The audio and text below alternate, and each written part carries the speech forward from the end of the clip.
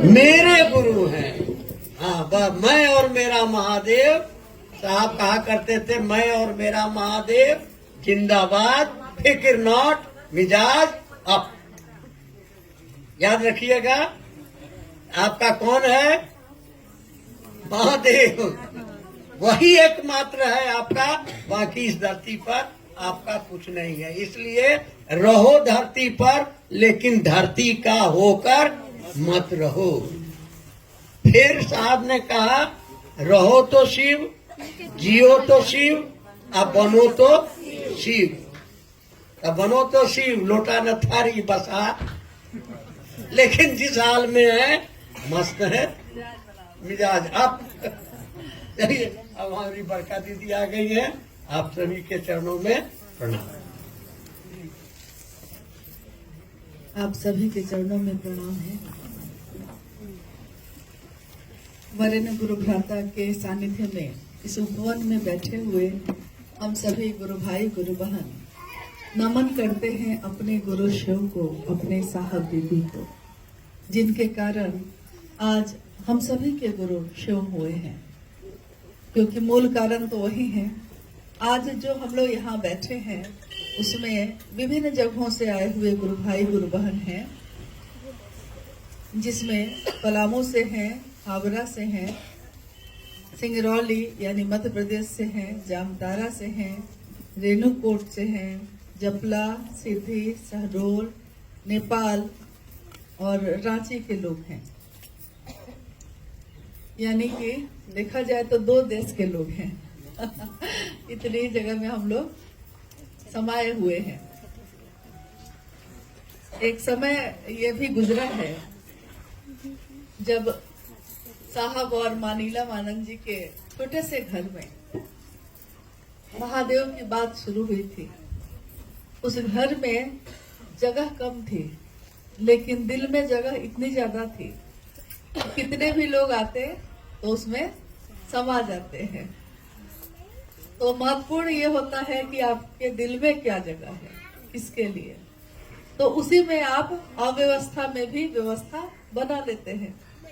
अभी हम लोग इतने लोग बैठे हैं तो कोई दिक्कत में तो है ही नहीं है।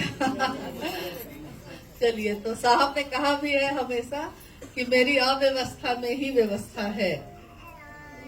और इसी में मुझको याद आता है कि जब कम संख्या में गुरु भाई गुरु बहन रहे, तब भी कम व्यवस्था थी, तब भी कम सुविधा थी, लेकिन उसी में एक तरफ साहब भजनानंद जी शिव की चर्चा करते और एक तरफ माँ नीला मानंद जी गुरु भाई गुरु बहनों की देखभाल करती।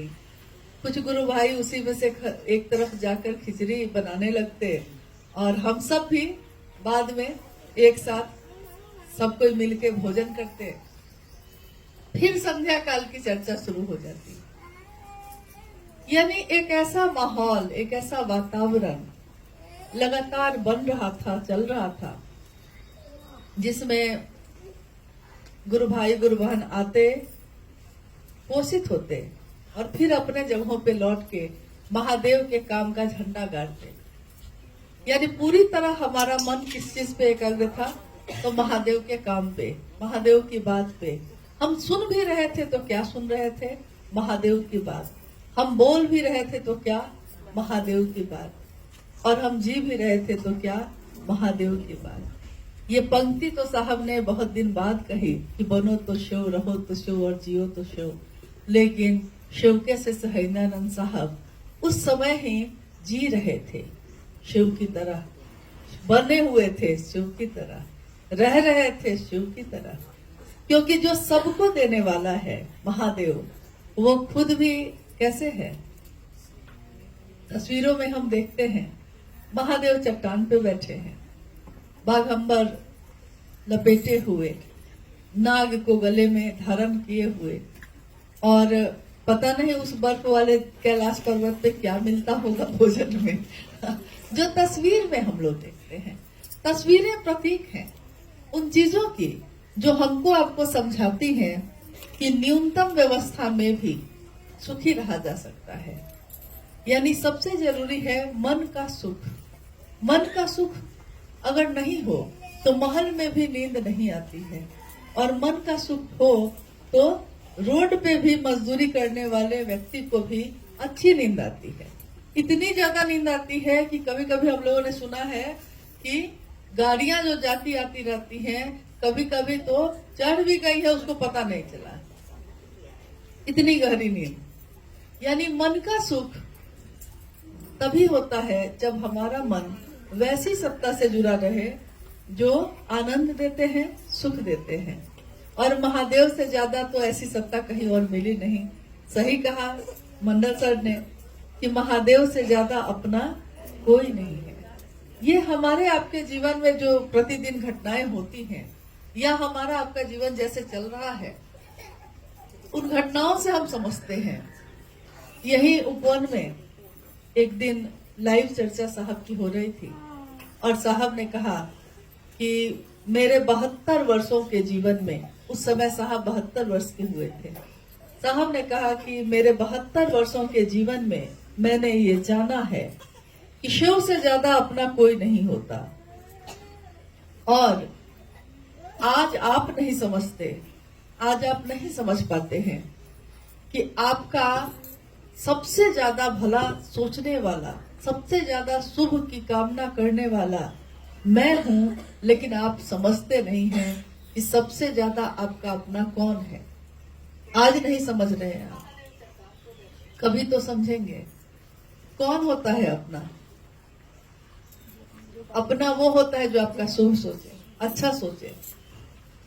उसी से हम लोग आकलन करते हैं कि हमारा अच्छा। जो बारिश में भी आपके रोते हुए आंसू देख ले, वो अपना होता है। हाँ, कहीं पढ़ा मैंने कि जो बारिश हो रही हो और आपकी आंखों से आंसू बहे, और जो अपना है वो समझ जाता है और पूछने लगता है कि क्या हुआ है।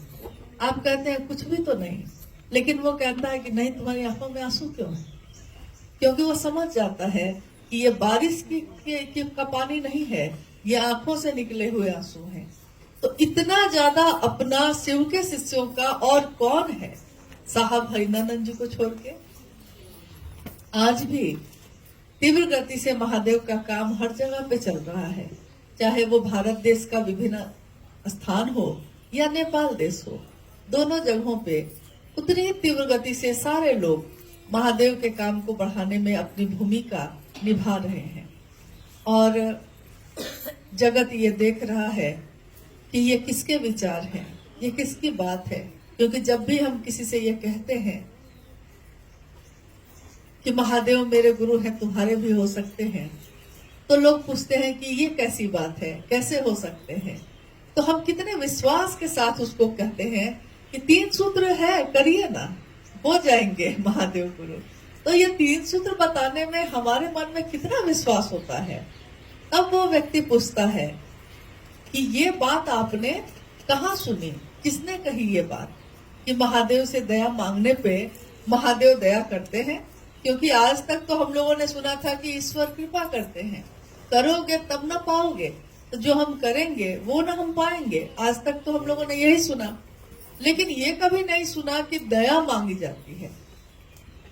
ये कभी नहीं सुना कि गुरु दक्षिणा में, हमने अभी तक यही सुना था कि गुरु दक्षिणा, किसी को गुरु मानो तो गुरु दक्षिणा में सामान दिया जाता है, पैसे दिए जाते हैं, कपड़े दिए जाते हैं, मिठाई और फल दिए जाते हैं। लेकिन हम लोगों ने ये कभी नहीं सुना कि गुरु दक्षिणा में कृतज्ञता दी जाती है। ये तो हम लोगों ने कभी सुना ही नहीं। नहीं, लोग कहते हैं ना कि कृतज्ञ होना मतलब कृतज्ञता देना, ये तो हम लोगों ने कभी सुना ही नहीं। ये पहली बार महादेव के साथ सुन रहे हैं हम। कृतज्ञ होना, क्या महादेव सिर्फ कृतज्ञ होने से प्रसन्न हो जाते हैं? और कुछ न कुछ तो कर्म करने के लिए कहा जाता है। कोई उपासना करो, कोई मंत्र का जप करो, कुछ क्रिया करो, कुछ साधना करो। और आप कहते हैं कि महादेव को गुरु मान के कुछ मत करो, तब भी परिणाम वही होगा। प्रारंभिक समय में साहब कहा करते कि महादेव को गुरु मान के और कंबल ओढ़ के सो जाओ। नहीं सर, कंबल ओढ़ के सो जाओ, कुछ मत करो और तब देखो कि क्या हो, केवल विचार पे खड़े रह जाना, इस विचार से हटना मत कि जो मैंने सोच लिया है, हाँ, विचार पे खड़े हो गए तो फिर इससे हटिएगा मत और देखिए परिणाम क्या आता है।